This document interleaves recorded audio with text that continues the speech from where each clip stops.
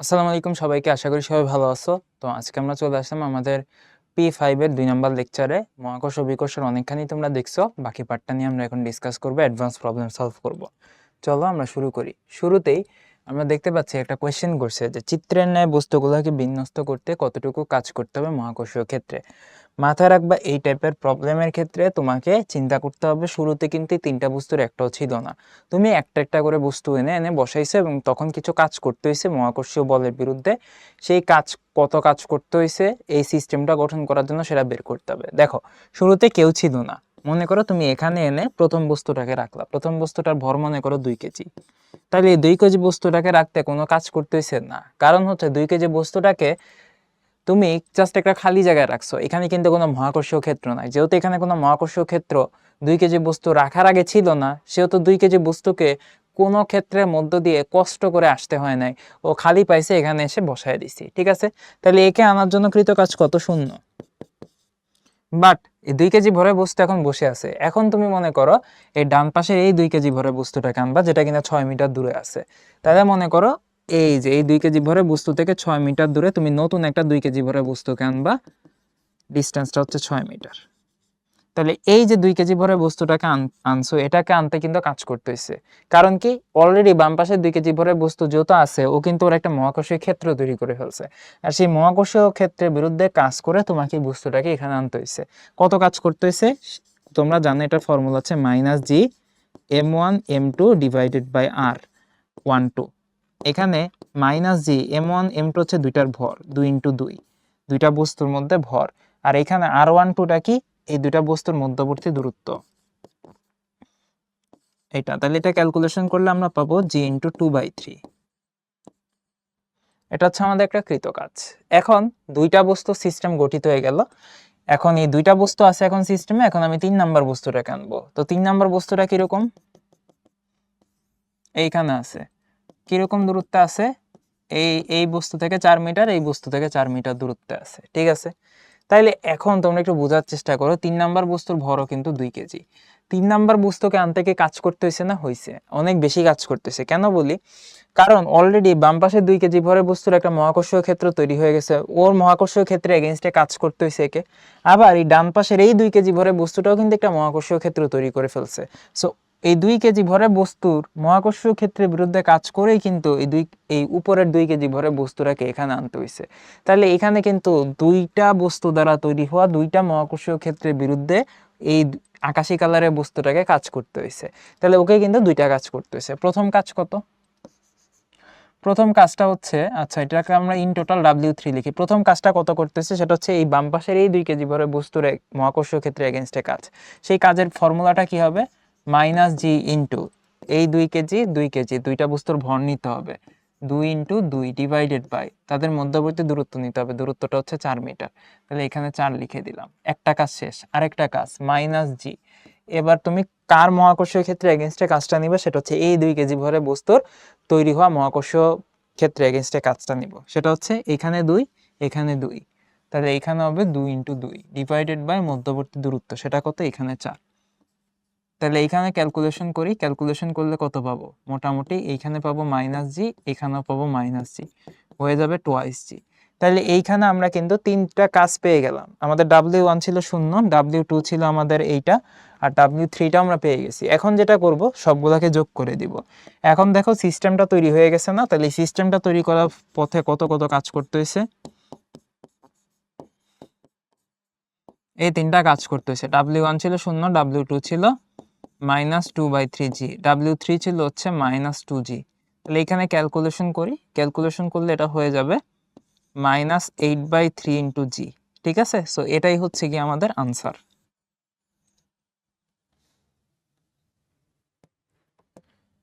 এর পরের প্রবলেমটা দেখো, পৃথিবী পৃষ্ঠের 5 কিলোমিটার গভীরতা থেকে 5 কিলোমিটার/সেকেন্ড বেগে একটা বস্তুকে নিক্ষেপ করা হয়েছে, এটি কত উচ্চতায় উঠতে পারবে। দেখো, এই হচ্ছে কি আমাদের পৃথিবী।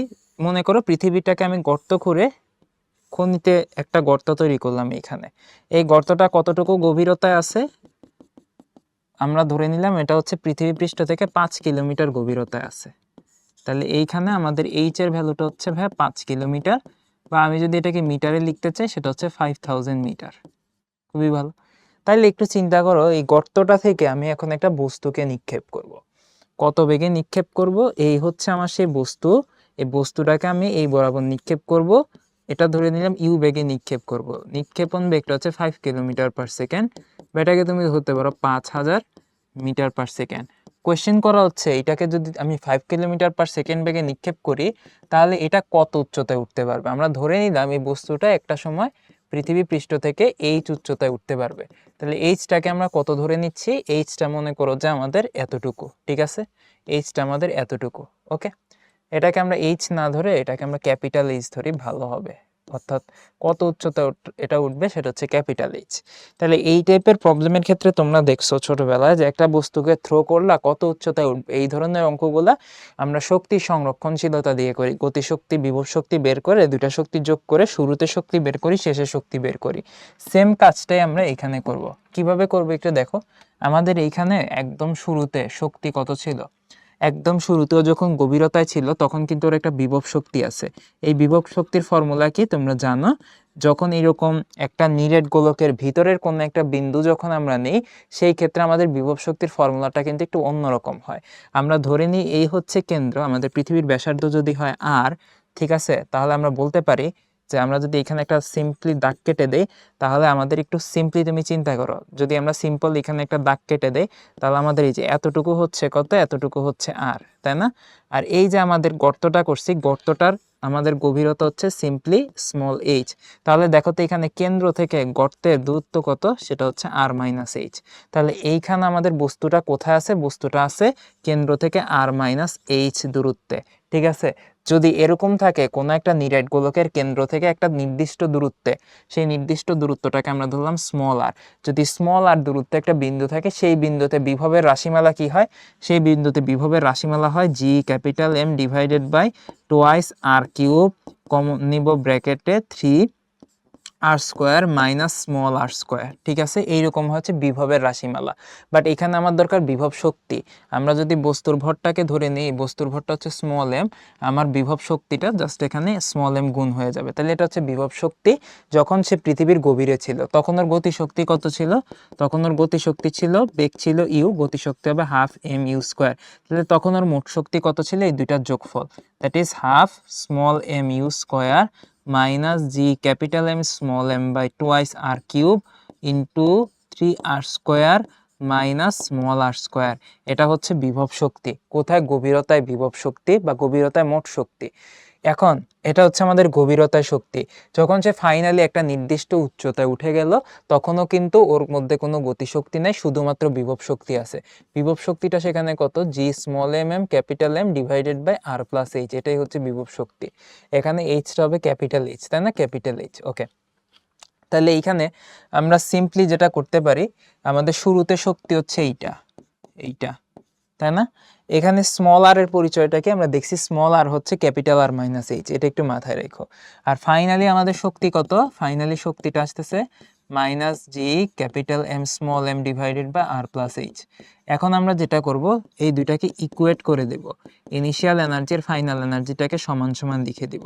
ইনিশিয়াল এনার্জিটা কত? সেটা হচ্ছে minus G small m capital M divided by twice r cube, একটা ব্র্যাকেট দিব 3 আর স্কোয়ার, ঠিক আছে, minus small r square. Small আরটা কত? Capital r minus small h, এটার উপর স্কোয়ার দিয়ে দিলাম। তাহলে এটার সাথে আবার হাফ এম ইউ স্কোয়ার যোগ হয়ে যাবে। যোগ হইলে পরে আমরা শুরুতে এনার্জিটা পাবো। আর ই ফাইনাল হচ্ছে minus G small m capital M divided by capital r plus capital h, এই হচ্ছে গিয়ে আমাদের স্মল এম আর কি, হ্যাঁ। তাহলে এইখান থেকে আমাদের টার্গেট জানি কি বের করা? টার্গেট হচ্ছে ক্যাপিটাল এইচ কত উচ্চতা উঠছিল সেটা বের করা। এখন দেখো প্রথম কাজ, এখান থেকে স্মল এম গুলা কাটাকাটি যাবে, বাদ। এরপরে দেখো ভাইয়া, আমাদের সবগুলা ভ্যালু কিন্তু আমার জানা আছে। তুমি জি এর মান জানো 6.67 ইন্টু 10⁻⁻11, ক্যাপিটাল এম এর মান জানো 6 ইন্টু 10⁻24, তারপরে হচ্ছে ক্যাপিটাল আর এর মান জানো কত? জানো 6.4 ইন্টু 10⁻6, তাই না? স্মল এইচ এর ভ্যালু জানো 5000, তা না? ইউ এর মান জানো তুমি 5000, তাহলে এই সব কিছু যদি তুমি বসায় দাও তুমি কিন্তু এখান থেকে এইচ এর যে ভ্যালুটা সেইটা বের করে নিয়ে আসতে পারবা। সো ক্যালকুলেশনটা ভাইয়া তোমাদের হাতে ছেড়ে দিয়ে আমি অঙ্কটা দেখাই দিলাম। জাস্ট সিম্পল ইকুয়েশন তৈরি করবা, ফর্মুলা বসাবা, মান বসাবা, হয়ে যাবে। এরপরের অঙ্কটা দেখি। 100 কিলোমিটার উচ্চতা, পাহাড়ের উচ্চতা থেকে একটা বস্তুকে ছেড়ে দেওয়া হলে সে পৃথিবী পৃষ্ঠকে কত বেগে আঘাত করবে? সুন্দর কোশ্চেন। দেখো, এই হচ্ছে আমাদের পৃথিবী, এইটা হচ্ছে আমাদের পৃথিবী পৃষ্ঠ। পৃথিবী পৃষ্ঠ থেকে একটা নির্দিষ্ট উচ্চতার, মনে করো পাহাড় নিলাম, পাহাড়ের উচ্চতাটা আমরা ধরে নিলাম হচ্ছে এইচ, পাহাড়ের উচ্চতাটা আমরা ধরে নিলাম হচ্ছে এইচ। এখন এই এইচ উচ্চতার পাহাড় থেকে একটা বস্তুকে আমরা ছেড়ে দেব, তাই তো? তাহলে মনে করো এই হচ্ছে আমাদের সেই বস্তুটা, বস্তুটার ভর মনে করো এম। ওকে, বস্তুটাকে যদি তুমি ছেড়ে দাও এটা সুন্দর মতো পৃথিবী পৃষ্ঠে ড্রপ করবে। কোয়েশ্চেন করা হচ্ছে যে ড্রপ করার সময় এটা কত স্পিডে ড্রপ করবে সেই বেগটা বের করতে হবে, অর্থাৎ পৃথিবী পৃষ্ঠকে এটা কত বেগে আঘাত করবে সেই বেগটা বের করতে হবে। সো এই টাইপের কোয়েশ্চেন সলভ করার জন্য প্রথমেই তোমাকে যেটা করতে হবে, আগের মতো শক্তির ফর্মুলাগুলো লিখতে হবে। শুরুতে শক্তি কত ছিল, শেষে শক্তি কত আছে। দেখো শুরুতে ও কিন্তু এইচ হাইটে আছে, তাহলে শুরুতে ওর একটা বিভব শক্তি থাকবে, বিভব শক্তিটা হবে মাইনাস জি স্মল এম ক্যাপিটাল এম পৃথিবীর ভর ডিভাইডেড বাই ক্যাপিটাল আর পৃথিবীর ব্যাসার্ধ প্লাস এইচ। বিভব শক্তি আছে, কোনো গতি শক্তি আছে না, জাস্ট ড্রপ করছো, তাহলে এটা হচ্ছে শুরুতে শক্তি। শেষে শক্তি কত? শেষে কিন্তু পৃষ্ঠে আছে, পৃষ্ঠে বস্তুটার বিভব শক্তি হচ্ছে এইটা minus G M M by R, আর তখন একটা গতি শক্তি আছে সেটা হচ্ছে হাফ এম ভি স্কোয়ার। তাহলে আমাদের কনসেপ্ট বলে এই দুইটা শক্তি সমান যদি শক্তির কোনো অপচয় না হয়। যেহেতু এই দুইটা শক্তি সমান, তুমি সমান করে লিখতে পারো G small m capital M divided by R plus h, আর ডান পাশে শুধু তুমি লিখতে পারো minus G small m capital M divided by R plus হচ্ছে হাফ এম ভি স্কোয়ার। আগের মতোই ভাইয়া এখানে তোমাকে স্মল এম গুলা কাটতে হবে, স্মল এম কাটা। তুমি দেখো সবকিছুর ভ্যালু তুমি জানো, স্মল এইচ এর ভ্যালু হচ্ছে 100 কিলোমিটার, মানে 100 into 10 cube metre. Capital r এর ভ্যালু তুমি জানো 6.4 into 10 to the power 6। Capital m এর ভ্যালু তুমি জানো 6 into 10 to the power 24। So তুমি খেয়াল করে দেখবা সবগুলার ভ্যালুই তুমি জানো, সেটা এক্সেপ্ট ভি। তাহলে এখান থেকে কিন্তু তুমি ভি যে অজানা ভ্যালুটা ছিল সেটা বের করে নিয়ে আসতে পারবা। সো এটাই আমাদের অঙ্ক, আগের অঙ্কের মতোই সিমিলার টাইপ অফ প্রবলেম। হ্যাঁ, এরপরে আমাদের আরেকটা খুব সুন্দর একটা প্রবলেম আমরা দেখব, সেটা হচ্ছে এই অঙ্কটা একটু পড়ি, বড় আছে অঙ্কটা। সেটা হচ্ছে গভীর মহাশূন্যে 20 কেজি ভর বিশিষ্ট একটি গোলক হচ্ছে এক্স অক্ষের মূল বিন্দুতে অবস্থান করতেছে। 10 কেজি ভর বিশিষ্ট গোলক বি এর অবস্থান হচ্ছে এক্স সমান সমান 95 সেন্টিমিটারে। বি গোলকটি স্থির অবস্থান থেকে মুক্ত করা হলো। এরপরে বলতেছে যে যে মুহূর্তে বি গোলকটি মুক্ত হয় তখন এ এবং বি এর মধ্যবর্তী মহাকর্ষীয় বিভব শক্তি কত? যখন বি গোলকটি এ গোলকের দিকে 0.15 মিটার অগ্রসর হয় তখন বি এর গতিশক্তি কত? আচ্ছা, কোশ্চেনটা আমি তোমাকে সুন্দরভাবে ড্র করে দেখাই, তাহলে ভিজুয়ালাইজ করতে সহজ হবে। তো এইখানে যেটা বলতে চাইছে সেটা হচ্ছে, এই মনে করো আমাদের একটা অক্ষ x সমান সমান 0 পয়েন্টে আমাদের একটা বস্তু আছে, আর একটা হচ্ছে x সমান সমান 0.95 পজিশনে আমাদের আরেকখানা বস্তু আছে, তাই তো? তাহলে একটু খেয়াল করে দেখো, আমাদের এখানে x সমান সমান 0তে যে বস্তুটা আছে সেই বস্তুটার ভর হচ্ছে ভাইয়া এ বস্তু, ভর হচ্ছে 20 কেজি। আর আমাদের x সমান সমান 0.95 পজিশনে যে বস্তুটা আছে সেটা হচ্ছে আমাদের বি বস্তু। এই বি বস্তুটার আমাদের ভর হচ্ছে গিয়ে 10 কেজি। তো কোয়েশ্চেনে বলছে যে তাদের মধ্যবর্তী দূরত্ব তো বুঝতেই পারতেছো, একটা শূন্যতে আছে আর একটা 0.95 আছে। কোয়েশ্চেনে বলছে যে মুহূর্তে বি গোলকটি মুক্ত হয় তখন এ এবং বি এর মধ্যবর্তী মহাকর্ষীয় বিভব শক্তি কত? তাইলে এইখানে যেটা বলতে চাইছে সেটা হচ্ছে, দেখো এ গোলকটা তো বড়, এ গোলকটা বি গোলকটাকে আকর্ষণ করতেছে, আকর্ষণের কারণে একটা সময় বি গোলকটা এ গোলকের দিকে অগ্রসর হবে, দ্যাট ইজ আমাদের এই ডান পাশের যে গোলকটা সেটা হচ্ছে গিয়ে বাম দিকে অগ্রসর হবে। অর্থাৎ আমাদের এইখানে একটা আকর্ষণ আছে, এই আকর্ষণের কারণে বি গোলকটা বামে যাবে। তাইলে দেখো কোশ্চেনে বলছে বি গোলকটা বামে তো যাবে, বুঝলাম, বি গোলকটা মুক্ত হয়ে বামে যাবে, বাট মুক্ত হওয়ার আগে এ এবং বি এর মধ্যে মহাকর্ষীয় বিভব শক্তি কত? অর্থাৎ প্রাথমিকভাবে এদের মধ্যে মহাকর্ষীয় বিভব শক্তি কত? খুবই সহজ, প্রাথমিকভাবে দুইটার মধ্যে ডিস্টেন্স, আর এর মান হচ্ছে 0.95 মিটার, দুইটার ভর দেওয়া আছে, একটা হচ্ছে এম এ সেটা হচ্ছে 20 কেজি, আর একটা হচ্ছে এমবি সেটা হচ্ছে 10 কেজি। যদি তুমি এটা একটু কনসিডার করো, এখান থেকে তুমি তাদের প্রাথমিকভাবে বিভব শক্তি যেটা সেটা পেয়ে যাবে মাইনাস জি দুইটার ভরের গুণফল বাই তাদের দূরত্ব, সেটা হচ্ছে আর। তাহলে minus G small M A MB, M A কত 20, এমবি কত 10, আর কত 0.95, মান বসাবা এখান থেকে ভাইয়া জুল ইউনিটে আনসারটা চলে আসবে। ঠিক আছে ভাইয়া, আসলো। পরের অঙ্ক কি বলছে, যখন বি গোলকটি এ গোলকের দিকে 0.15 মিটার অগ্রসর হয় তখন বি এর গতিশক্তি কত। দেখো আমি তোমাকে আগেই বলছি যে আমাদের বি গোলকটা কিন্তু আস্তে আস্তে বাম দিকে অগ্রসর হবে। প্রশ্নে বলছে কতটুকু অগ্রসর হইলো, যখন 0.15 মিটার অগ্রসর হইলো তখন বি এর গতিশক্তি কত। অর্থাৎ মনে করো সে 0.95 পজিশন থেকে আস্তে আস্তে সে এখানে চলে আসলো, তাহলে সে কতটুকু অগ্রসর হয়েছে, এখানে বলতেছে যে সে হচ্ছে 0.15 মিটার অগ্রসর হয়েছে। তাহলে 0.15 মিটার যদি অগ্রসর হয় তাহলে এখন তার পজিশনটা কোথায় আছে, সে ছিল হচ্ছে 0.95 পজিশনে, বাম দিকে 0.15 মিটার আসলো, তাহলে এখন তার পজিশন হচ্ছে 0.8 মিটার। তাহলে যদি এখন তার পজিশন 0.8 মিটার হয়, ওই পজিশনে তার বেগটা কত হবে সেটাই আমাকে বের করতে হবে। দ্যাট মিনস এখন যে তাদের মধ্যবর্তী দূরত্বটা কিন্তু বেশি না, দেখো 0.8 মিটার এ আর বি এর মধ্যে। বাট এখন আমাদের এই যে বি ছিল যেটা, তার কিন্তু একটা বেগ আছে, তাহলে বি এর বেগটাকে আমরা ধরলাম হচ্ছে ভি, সেটাই আমাকে বের করতে হবে, ভি সমান হোয়াট। তাইলে বি এর বেগটা আমাকে এখানে বের করতে হবে। তাইলে দেখো এই টাইপের অঙ্ক করার জন্য তোমাকে শক্তি সংরক্ষণশীলতার কনসেপ্টটা ভালো মতো বুঝতে হবে। তাহলে আমি যদি একটা নতুন স্লাইড নিই এখানে, একটু দেখো আমাদের শুরুতে কিন্তু এই বড় গোলকটা ছিল এইভাবে, ছোট গোলকটা ছিল এইখানে, তাই না, মধ্যবর্তী দূরত্বটা ছিল বেশি না 0.95, তাই না, এবং এইটার ভর ছিল 20, এটা ছিল হচ্ছে 10 প্রাথমিকভাবে। সো প্রাথমিকভাবে তাদের মধ্যে একটা শক্তি ছিল minus g into 20 into 10 by 0.95। But আস্তে আস্তে আমাদের যেটা হইলো যে ডান পাশের গোলকটা সামনে অগ্রসর হইলো, অগ্রসর হওয়ার পরে কি হইলো, তাদের মধ্যে দূরত্ব কমে আসলো। কত হইলো সেই দূরত্ব, এখন কিন্তু তাদের মধ্যকার দূরত্ব 0.8। বাম পাশের গোলকটা কিন্তু মুভ করে না, এ গোলকটা মুক্ত হয়েছে, কোন গোলক, বি গোলক, দ্যাট ইজ ডান পাশের গোলক, 10 কেজি ভরের গোলক। সো এই কিন্তু নড়াচড়া দিবে আর কি, বুঝছো। তাইলে এ যদি নড়াচড়া দেয় নিশ্চয়ই এর একটা বেগ আছে, সেই বেগটা আমরা ধরে নিলাম হচ্ছে ভি।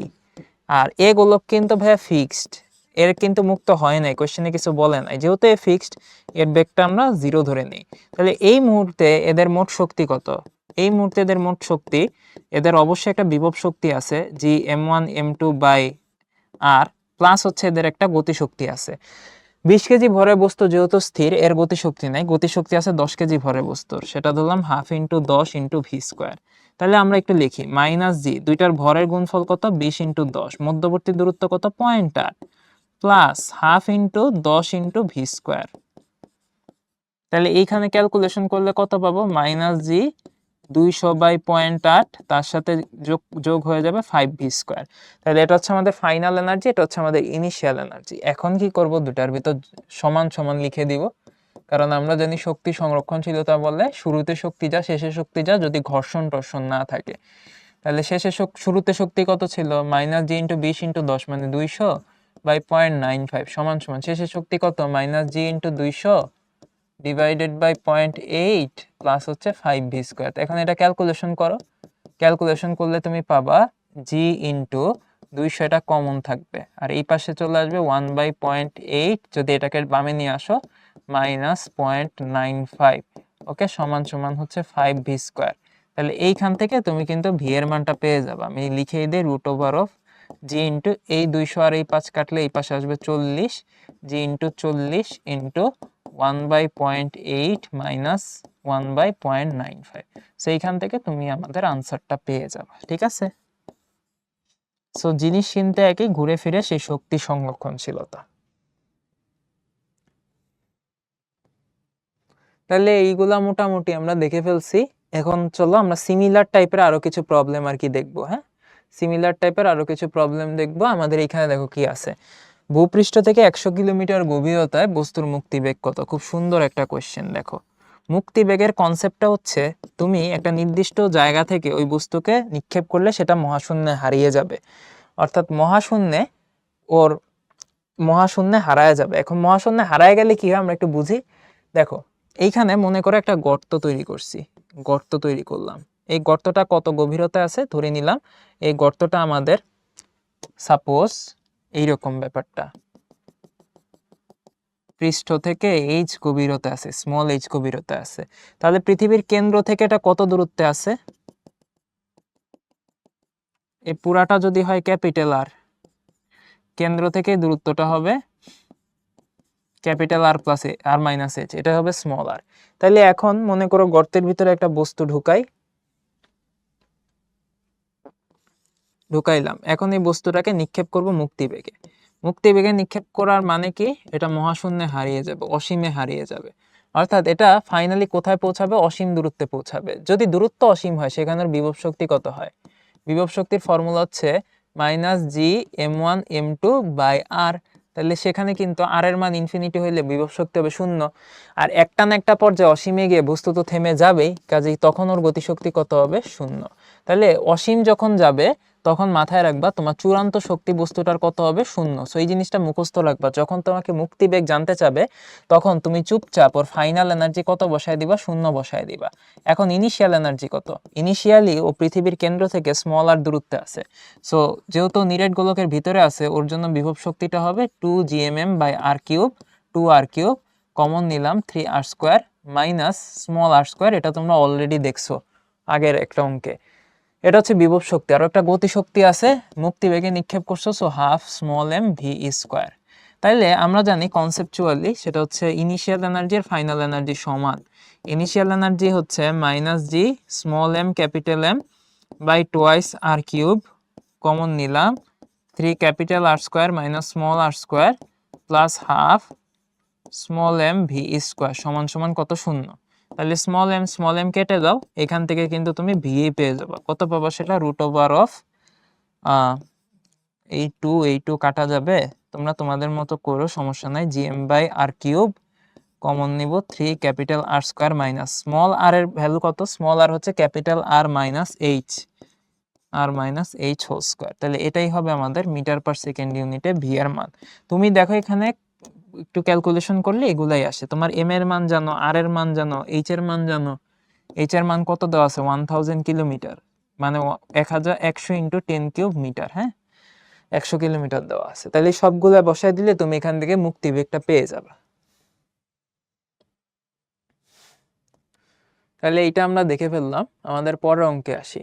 পৃথিবীর ভর এবং চাঁদের ভর এবং এদের ব্যাসার্ধ দেওয়া আছে m1 capital r1, m2 capital r2 এবং এদের কেন্দ্র দুটার মধ্যবর্তী দূরত্ব দেওয়া আছে d। কেন্দ্রদ্বয়ের মধ্যবিন্দু থেকে স্মল m ভরে বস্তুকে ন্যূনতম কত বেগে প্রক্ষেপ করলে সেটি অসীমে চলে যাবে? দেখো, এই হচ্ছে আমাদের মনে করো যে পৃথিবী, ব্যাসার্ধ দেওয়া আছে ক্যাপিটাল r1, ভর দেওয়া আছে ক্যাপিটাল m1। আর এই মনে করো আমাদের চন্দ্র, ছোট করে ক্যাপিটাল r2 ব্যাসার্ধ, ভর হচ্ছে m2। কোয়েশ্চেনে বলছে যে তাদের কেন্দ্রদ্বয়ের মধ্যবর্তী দূরত্ব হচ্ছে d। সো এই হচ্ছে এর কেন্দ্র, এই হচ্ছে এর কেন্দ্র। আমি যদি হালকা করে এই দাগটাকে নিচে নামাই, মধ্যবর্তী দূরত্বটা দেখাই, এটাই হচ্ছে d।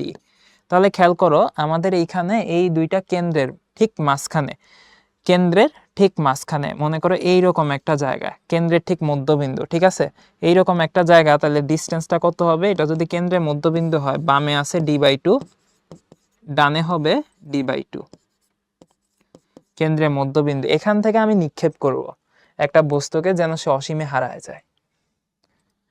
এখানে আমি একটা বস্তু রাখলাম, বস্তুর ভর মনে করো স্মল m, নিক্ষেপ করলাম উপরের দিকে ভিই বেগে, মুক্তি বেগে, এমন ভাগে নিক্ষেপ করলাম যেন সে কোথায় চলে যায়? অসীমে হারায় যায়। অসীমে যদি হারায় তার ফাইনাল এনার্জি কত হবে? 0।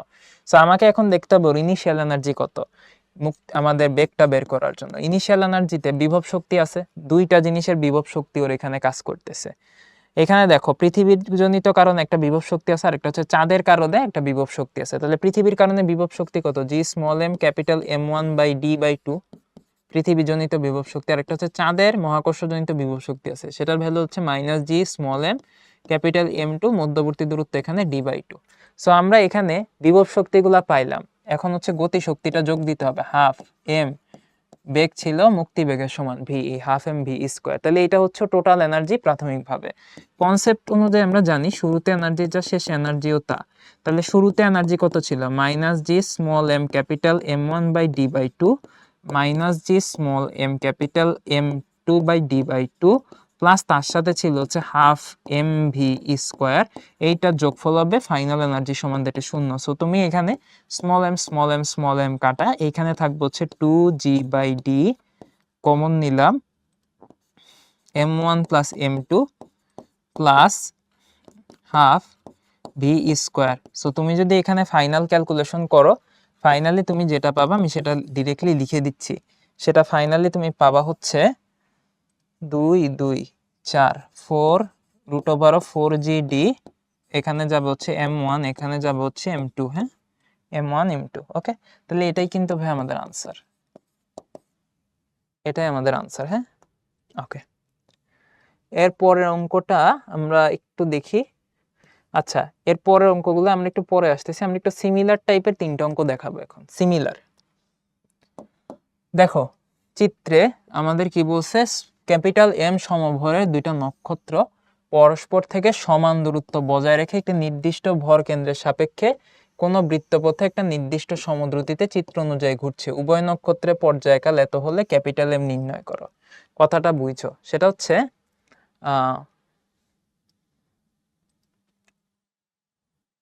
আচ্ছা, চিত্রে ধরে ক্যাপিটাল এম সমভরের নক্ষত্র পরস্পর হতে সমান দূরত্ব বজায় রেখে, আচ্ছা এখানে ওদের বেগটা দেওয়া আছে 20 কিলোমিটার পার সেকেন্ড হওয়া উচিত, এটা বেগটা দেওয়া আছে 220 কিলোমিটার পার সেকেন্ড, বৃত্তপথে এত সমদ্রুতিতে চিত্র অনুযায়ী ঘুরছে, নক্ষত্রের পর্যায়কাল দেওয়া আছে, ক্যাপিটাল এম বের করো। দেখো বুঝছো, এইটা হচ্ছে একটা বৃত্তাকার পথ, এই বৃত্তাকার পথে 2টা নক্ষত্র ঘুরতেছে। কিভাবে ঘুরতেছে খেয়াল করো, এই পাশে যদি একটা নক্ষত্র, এই পাশে যদি একটা নক্ষত্র এরকম থাকে, ঠিক তার অপোজিট এন্ডে আরেকটা নক্ষত্র আছে।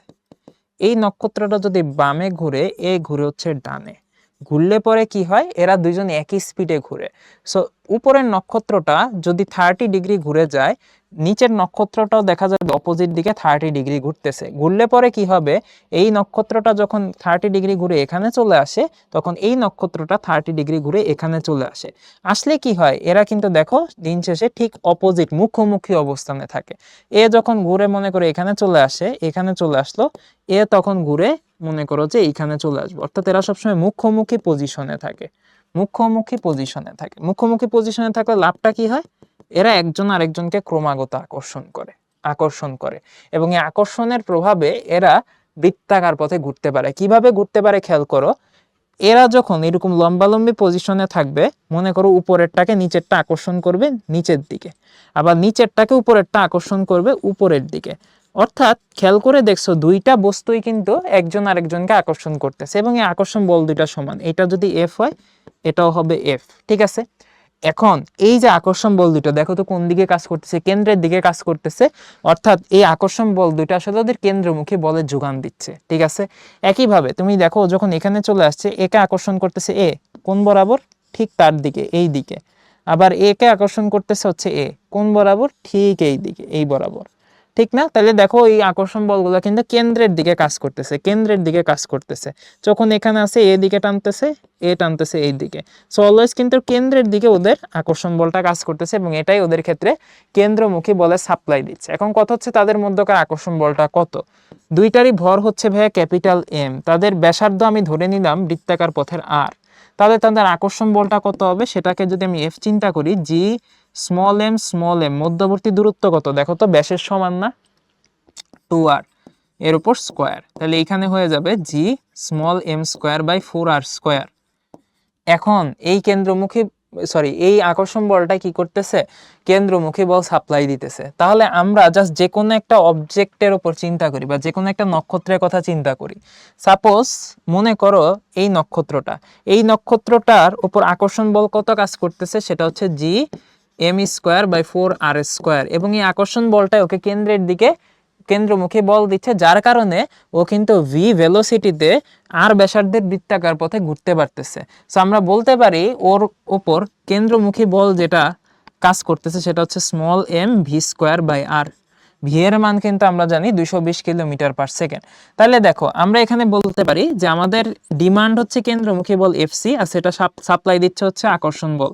এফসি কত, স্মল এম v²/r, আর ক্যাপিটাল এফ মানে আকর্ষণ বলটা কত, G small m square by 4r square. তুমি এখানে সিম্পল কাটাকাটি করো, একটা করে m কেটে দাও, তবু এখানে একটা m থাকবে। সো ফাইনালি যেটা আমাদের থাকবে সেটা হচ্ছে 4r, ঠিক আছে, 4r ইন্টু ভি স্কোয়ার সমান সমান কত, gm। ফাইনালি আমাদের এইখানে যেটা থাকবে সেটা হচ্ছে ভি স্কোয়ার সমান সমান জি স্মল এম বাই 4r। আপাতত আমরা এইটাকে এইভাবে রাখতেছি, আমাদের টার্গেট হচ্ছে এই ক্যাপিটাল এম বের করা। আচ্ছা, এইখানে আমি হচ্ছে ভরগুলোকে স্মল এম ধরছি, ওরা ক্যাপিটাল এম ধরছে, মানে আমার এই এমটা বের করতে পারলেই কাজ হচ্ছে। এখন দেখো এমটা আমি কেমনে বের করতে পারবো, আমি ভি এর মান জানি, আর এর মান তো জানি না, সো এম বের করা আমার জন্য কষ্ট হয়ে যাচ্ছে। সো আমার টার্গেট হবে 8টাকে ফালায় দাও। এখন 8টাকে আমি কিভাবে ফালাবো, আমার দেখো কোশ্চেনে ভি আমি জানি আর পর্যায়কাল টি জানি, এখন আমাকে কি করতে হবে, আর কে ফালাই দিতে হবে। তাহলে দেখো আর কে আমি কিভাবে ফালাবো, আমার জানা জিনিসগুলোর সাপেক্ষে আর কে আমি লিখে দিব। আর আমার লাগবে না, আমি আর কে ভি আর টি এর মাধ্যমে লিখতে চাই, যেগুলো আমার জানা আছে। লিখতে কি পারবো, উত্তর হচ্ছে হ্যাঁ। কিভাবে, টি এর মান হচ্ছে 2 পাই আর বাই ভি, তাহলে এইখান থেকে ভি পেয়ে যাব, সরি এখান থেকে আর পেয়ে যাব। আর এর মান কত আসবে, ভি টি বাই 2 পাই। তাহলে এইখানে আর এর বদল লিখবো v t by 2 pi. V square থাকলো, জি স্মল এমও থাকলো, আর এর বদলে লিখবো v capital t by 2 pi. তাহলে এইখানে তুমি খুব ইজিলি ক্যালকুলেশন করতে পারবা। কত করতে পারবা একটু দেখো, এখানে তুমি দেখো এই নিচের পুরা জিনিসটাকে বামে নিয়ে যাও, কত আসবে, v square into 4 v t by 2 pi সমান সমান কত, জি স্মল এম। এখন দেখো তো ভাই, এখানে আসতেছে ভি কিউব টি, উপরে আসতেছে 4 2, নিচে আসবে হচ্ছে একটা পাই, জি স্মল এম। তাহলে এখান থেকে স্মল এমটা মানে ভরটা কত আসবে, সেটা আসবে হচ্ছে 2 V cube T divided by G pi. So এই ক্যালকুলেশনে তুমি কিন্তু সবগুলা মানই জানো, জাস্ট বসায় দিবা। ভি এর মানটা কত ভাই, এখানে 220 কিলোমিটার পার সেকেন্ড, মানে 220 ইন্টু 10 কিউব। টি এর মানটা হচ্ছে 14.4 দিন। এটা করলে কত আসবে, একদিন মানে হচ্ছে 24 ঘন্টা, 24 ইন্টু 60 পূরণ 60। আর জি এর মান একটা আসবে, পাই এর মান তো তোমরা জানোই। তাহলে এখান থেকে তোমরা স্মল এমটা পেয়ে যাবা। এই হচ্ছে ঘটনা আমাদের। তো সিমিলারলি আমাদের আরেকটা ম্যাথ আছে এখানে, ম্যাথটা ইংলিশে আছে ডিরেক্টলি, একটু পড়ি ম্যাথটা। হ্যাঁ, 3 particles each of mass m are situated at vertices of an equilateral triangle of side length a. The only forces acting on the particles are mutual gravitational forces. It is desired that each particle moves in a circle while maintaining the original mutual separation a. Find the initial velocity that should be given to each particle and also the time period of the circular motion. আচ্ছা দেখো, ব্যাপারটা হচ্ছে একটা triangle আছে equilateral, মানে সমবাহু। সমবাহু ত্রিভুজটার এইখানে একটা বস্তু আছে, এইখানে একটা বস্তু আছে, এইখানে একটা বস্তু আছে, তাদের মধ্যকার সেপারেশন হচ্ছে গিয়ে এ। তো কোয়েশ্চেনে বলতেছে এই বস্তুগুলা পরস্পরের ভিতরে মহাকর্ষ বল আছে। কিভাবে আছে, সিম্পল দেখো, মহাকর্ষ বলতে এদের মধ্যে কাজ করবে, এবং এই মহাকর্ষ বলের প্রভাবে হবে কি, এরা একটা বৃত্তাকার পথে ঘুরতে থাকবে, বাট বৃত্তাকার পথে ঘোরার পথে এদের মধ্যকার দূরত্ব যে এ, সেটা ফিক্স থাকবে। তাহলে বৃত্তাকার পথে কিভাবে ঘুরতে পারে, মনে করো আমি এখানে একটা সার্কেল কনসিডার করতেছি, এরকম একটা সার্কেল কনসিডার করলাম। সো তারা চাইলে এইরকম একটা বৃত্তাকার পথে কিন্তু ঘুরতেই পারে, যেটার সেন্টার হবে হচ্ছে এইটা। সো বেসিক্যালি তোমরা বুঝো যে সমবাহু ত্রিভুজের ক্ষেত্রে এইটা হচ্ছে আমাদের ভর কেন্দ্র বা পরিখ কেন্দ্র যাই বলো। সো এই ভর কেন্দ্র বা পরিখ কেন্দ্র, এই পরিখ কেন্দ্রকে কেন্দ্র করে পরিবৃত্তের ব্যাসার্ধ নিয়ে আমরা যদি এইরকম একটা বৃত্ত অঙ্কন করি, সেই বৃত্তটাই হবে এইটা। সেই বৃত্তটার ব্যাসার্ধ অ্যাকচুয়ালি কত, বৃত্তটার ব্যাসার্ধ হবে পরিবৃত্তের ব্যাসার্ধ, আর সমবাহু ত্রিভুজের ক্ষেত্রে সেটা হচ্ছে টোয়াইস a বাই √3, তাই না, সেটা তোমরা জানো। তাহলে এইরকম একটা ব্যাসার্ধ নিয়ে এরা হচ্ছে গিয়ে বৃত্তাকার পথে ঘুরতে থাকবে। সো এই ঘূর্ণনের ক্ষেত্রে এদের বেগটা কত হবে আর পিরিয়ডটা কত হবে সেটাই জানতে যাচ্ছে। সো আগের মতো এইখানে তোমরা যে কোনো একটা অবজেক্টের উপর ফোকাস করো, ধরে নাও এই অবজেক্টটা। তাহলে এই অবজেক্টটার উপর আশেপাশে কতটুকু আকর্ষণ কাজ করতেছে খেয়াল করে দেখো। মনে করো এই সবগুলোর ভর হচ্ছে স্মল এম, স্মল এম। তাইলে ডানে একটা টান খাচ্ছে, কত বলে টান খাচ্ছে, G small m small m small m square by S square, এইরকম একটা ফোর্স পাচ্ছে। এই বরাবর একটা ফোর্স পাচ্ছে, সেই ফোর্সটা কত, G small m square by মধ্যবর্তী দূরত্ব এস স্কোয়ার। তাহলে দেখো দুইটা সমান সমান বল কাজ করতেছে, এই দুইটা সমান সমান বলের লব্ধি কোন দিকে কাজ করে দেখো তো, সোজা কেন্দ্র বরাবর কাজ করবে। তাহলে কেন্দ্র বরাবর সেই লব্ধিটা কত হবে, আমি যদি এইটাকে ধরি ক্যাপিটাল এফ, এটাকেও আমরা ধরতে হবে ক্যাপিটাল এফ। যেহেতু আমাদের খেয়াল করে দেখো দুইটা সমান সমান বল এবং তাদের মধ্যবর্তী কোণটা খেয়াল করে দেখো, যেহেতু এটা সমবাহু ত্রিভুজ মধ্যবর্তী কোণটা হবে 60, সো লব্ধিটা কত হবে √3 ইন্টু এফ, তোমরা জানো। তাহলে দেখো কেন্দ্র বরাবর এইখানে কিন্তু একটা বল কাজ করতেছে যার মান হচ্ছে √3 ইন্টু এফ, সো এটাকে আমরা কেন্দ্রমুখী বল বলতে পারি। সো এফ সি এর মানটা কত √3 ইন্টু এফ। কেন্দ্রমুখী বলটাই কি করে, আমাদের কেন্দ্রমুখী বলটাই তো বস্তুটাকে বৃত্তাকার পথে ঘোরায়। তাহলে কেন্দ্রমুখী বলটা আমাদের এই বস্তুটাকে বৃত্তাকার পথে ঘোরাচ্ছে। এই বস্তুটার বেগ যদি হয় ভি আর এর বৃত্তাকার পথে ব্যাসার্ধ হয় আর, তাহলে আমরা বলতে পারি এফ সি এর জায়গায় m V square by R সমান সমান √3 F. M V square, R এর মান কত ভাইয়া, twice a by √3। Capital F কত ভাইয়া, সেটা হচ্ছে G small m square by A square. তাহলে ঠিক আছে, মোটামুটি এরকম আমার চলে আসছে। তাহলে আসো আমরা ফার্দার ক্যালকুলেশন করি। এইখানে নিচে একটা √3 আছে, এই √3টাকে উপরে তুলে দেই, √3 M V square by twice A is equal to, ডানে আছে কত √3 G M square by A square. ঠিক আছে না, মোটামুটি এরকম কিছু একটা আছে। তাহলে এইখানে কিছু কাটাকাটি যাবে, √3 দুপাশ থেকে কাটা, এম স্কোয়ার এই পাশে একটা এম থাকবে কাটা, এই পাশে একটা এ একটা কাটা, এখানে একটা এ থাকবে। তাহলে ফাইনালি আমার কি থাকতেছে, বাম পাশে থাকতেছে ভি স্কোয়ার বাই 2, ডান পাশে থাকতেছে একটা জি একটা এম একটা এ। তাহলে এইখানে আমাদের ভি এর মানটা কত, √2 জিএম বাই এ, এটা হচ্ছে আমাদের ভি। তাহলে পিরিয়ড কত, 2 পাই আর বাই ভি, আর এর মান আবার কত, টোয়াইস এ বাই √3, এটা হচ্ছে 2 pi R divided by v কত, √2 G small m by a. So simple calculation করলে এখান থেকে তুমি আনসারটা পেয়ে যাবে। ওকে, তো জিনিসপাতি কিছুই না, সবই হচ্ছে ক্যালকুলেশনের খেলা, জাস্ট তোমাকে অ্যানালাইসিস গুলা। আচ্ছা, তো আমরা এই অঙ্কটা একটু দেখি কি বলছে। একজন নভোচারী একটি গ্রহকে গোলক হিসেবে পর্যবেক্ষণ করে, যেখানে অবতরণ করেন। অবতরণের পর অবতরণ বিন্দু হতে সোজা 25 কিলোমিটার হেঁটে বিপরীত দিক হতে ওই বিন্দুতে ফিরে এলেন। অতঃপর তিনি ওই গ্রহের পৃষ্ঠের উপর 1.4 মিটার উপর থেকে একটি হাতুড়ি এবং একটি পালক ফেলে দেখলেন, একই সময় ফেলে দেখলেন এবং উভয়ই 29.2 সেকেন্ড পর গ্রহটির পৃষ্ঠ স্পর্শ করে। গ্রহটির ভর কত ছিল? খুব সুন্দর কোশ্চেন। ব্যাপারটা হচ্ছে একজন নভোচারী মনে করে একটা গ্রহে ল্যান্ড করছে। ল্যান্ড করছে কোথায়? মনে করো যে, তাহলে এইখানে যেটা আসলে বলতে চাইছে যে নভোচারী পৃষ্ঠে অবতরণ করছেন, এই মনে করো নভোচারী। এরপরে সে হাঁটছে কত, 25 কিলোমিটার হেঁটে বিপরীত দিক থেকে ওই বিন্দুতে ফিরে আসছে। তো সে মনে করে এইভাবে হাঁটছে পুরা গ্রহ অতিক্রম করে, আবার বিপরীত দিক থেকে সে ওই পয়েন্টটাকে অতিক্রম করতেছে। তাইলে আমরা বুঝতে পারতেছি সে একবার পুরা গ্রহ চক্কর দিছে, অর্থাৎ গ্রহের ব্যাসার্ধ যদি হয় আর, সে অ্যাকচুয়ালি পরিধির সমান 2 পাই আর পরিমাণ পথ অতিক্রম করছে। আর এই পথ অতিক্রম করার পথে কত কিলোমিটার হাঁটছে, 25 কিলোমিটার হাঁটছে। তাহলে এইখান থেকে আমরা পেয়ে যাব কত, ক্যাপিটাল আর এর ভ্যালুটা পেয়ে যাব, সেটা হবে 25/2 পাই কিলোমিটার। ঠিক আছে, আচ্ছা 25/2 পাই কিলোমিটার। তাহলে এটা হচ্ছে ওর ব্যাসার্ধ।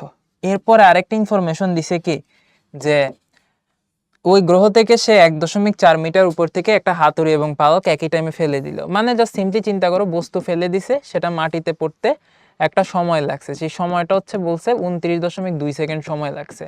অর্থাৎ সে হচ্ছে 1.4 মিটার উচ্চতা থেকে একটা বস্তু ফেলে দিছে, যেটা মাটিতে পড়তে 29.2 সেকেন্ড সময় লাগছে। তাহলে এই চারটি তোমার জানা আছে, এইখান থেকে কিন্তু তুমি চাইলে ওই গ্রহে জিটা পেয়ে যাবা। সেটা কিভাবে পাবা, জি এর মানটা এইচ সমান সমান কত, হাফ জিটি স্কোয়ার। তাহলে জি এর মানটা কত আসবে, 2h half GT square, 2g 2h by T square, তাই না? তাহলে এইখান থেকে তুমি পেয়ে যাবে এইচ এর মান হচ্ছে 1.4, টি স্কোয়ার কত 29.2, এটার উপর স্কোয়ার করে দিবা। তাহলে এইখান থেকে ওই গ্রহের জি এর মানটা তুমি পেয়ে যাবে। জি এর মানটা কত আসে দেখি।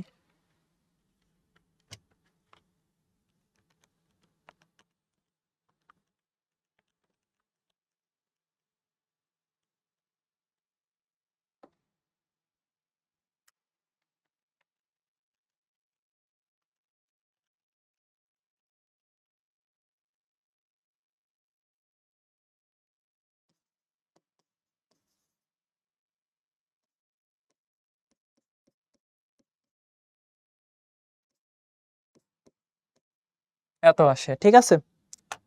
তো যদি এত আসে, জি এর মান আমি জানলাম, ক্যাপিটাল আর জানলাম, তাহলে ওই গ্রহের ভর বাইর করার কোনো ব্যাপার? ফর্মুলা কি? জি সমান সমান G capital M by R square. Capital M কত আসবে? G into capital R square by capital G. Small G কত? এখান থেকে আমি বের করছি হচ্ছে 3.232839 ইন্টু 10 টু দি পাওয়ার -3।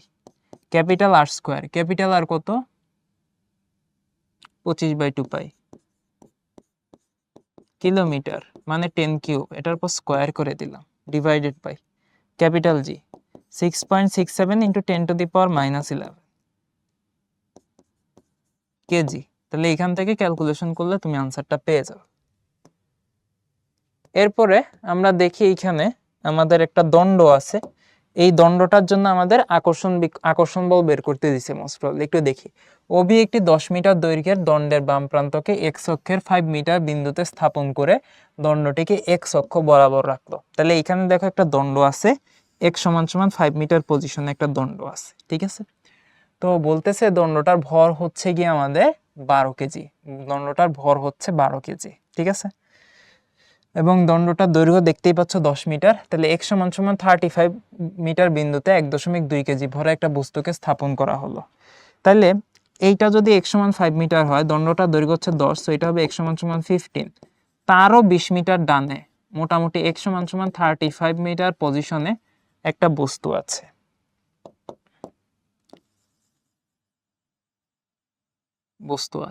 তো এই বস্তুটার উপর এই দণ্ডটা কত আকর্ষণ বল প্রয়োগ করবে সেটা আমাকে বের করতে হবে। বস্তুটার ভর আমি আপাতত ধরলাম স্মল এম, যদি ওর একটা ভর আছে, দণ্ডের ভর ধরলাম ক্যাপিটাল এম, দণ্ডের দৈর্ঘ্য আমরা ধরে নিলাম হচ্ছে আপাতত ক্যাপিটাল এল। ওকে, এটা হচ্ছে 10 মিটার। তারপরে ক্যাপিটাল এম এর মান কত? কোশ্চেনে তো দণ্ডের ভরও দেওয়ার উচিত।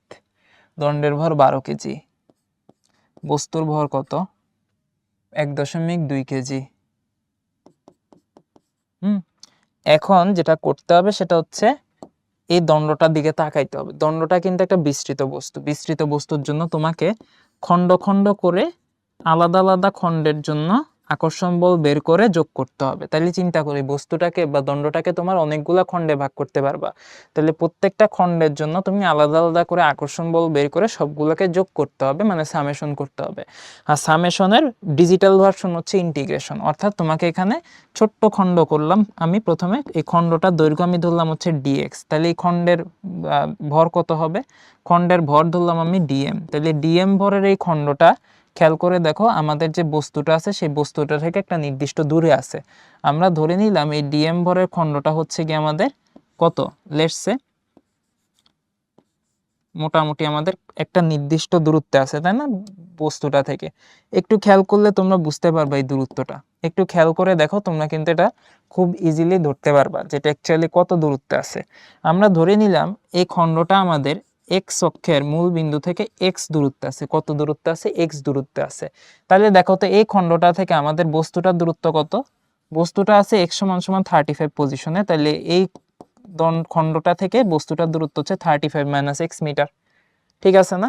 তাইলে দেখো ওই ছোট্ট যে খণ্ড, সেই খণ্ড ওই বস্তুর উপর ছোট্ট একটা বল দিবে ডিএফ, তাহলে সেই ডিএফ ছোট্ট বলটা কত? G into small dm into small m by মধ্যবর্তী দূরত্ব 35 - x হোল স্কোয়ার।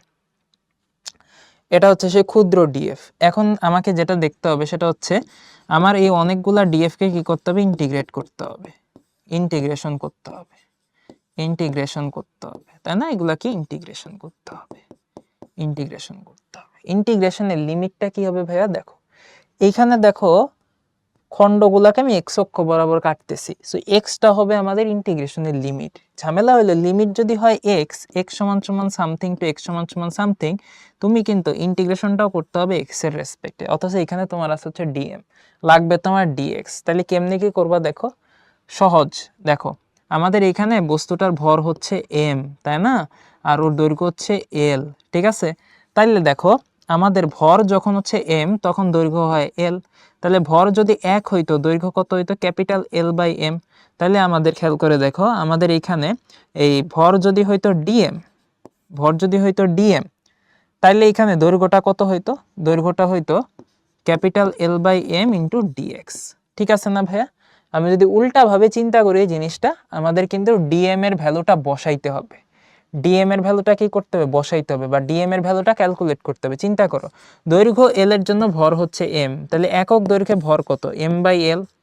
তাইলে দৈর্ঘ্য যদি হয় ডিএক্স, সেই ডিএক্স দৈর্ঘ্যের জন্য আমার ভর কত হবে? ডিএক্স দৈর্ঘ্যের জন্য ভর হবে capital M by L into DX. অর্থাৎ ডিএক্স দ্যাট ইজ সেই ক্ষুদ্র খণ্ড, ডিএক্সটা কি? সেই খণ্ড। তাহলে ডিএক্স খণ্ডের জন্য ভর কত পাচ্ছি? M by L DX. এটাই কি আমার ডিএম না?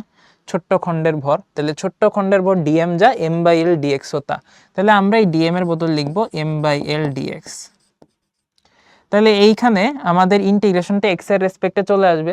সো ইন্টিগ্রেশনের মাধ্যমে আমাদের কি করতে হবে? আমরা বলছিলাম এই পুরো দণ্ডটাকে অনেকগুলো খণ্ডে ভাগ করে করে সবগুলা যোগ করতে হবে। এখন দেখো দণ্ডটা কত থেকে কততে বিস্তৃত আছে, সে x = 5 থেকে 15 মিটার পর্যন্ত বিস্তৃত আছে। সো লোয়ার লিমিট হবে 5, আপার লিমিট হবে 15। তাহলে আমার কিন্তু ইন্টিগ্রেশনের ফরম্যাট চলে আসলো। ফরম্যাটটা কিরকম আসে?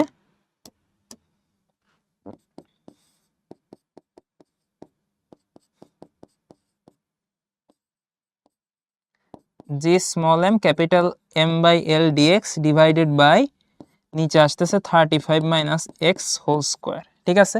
তাহলে এইখানে দেখো সবকিছু কিন্তু তোমার এক্স এর রেসপেক্টে চলে আসছে। তোমাকে সিম্পলি এটা কি করতে হবে? ইন্টিগ্রেশন করতে হবে। সো তুমি যদি এটাকে ইন্টিগ্রেশন করো, ক্যালকুলেটারে বসাইলেই কিন্তু এখান থেকে রেজাল্টটা বের হয়ে যাবে। ঠিক আছে? সো ইন্টিগ্রেশন এটা তোমরা পারবা, ক্যালকুলেটারে দিলেই হয়ে যাবে। সো এই ছিল আমাদের মোটামুটি আজকের ক্লাস। সবাই ভালো থাকো, সুস্থ থাকো। আল্লাহ হাফেজ, আসসালামু আলাইকুম।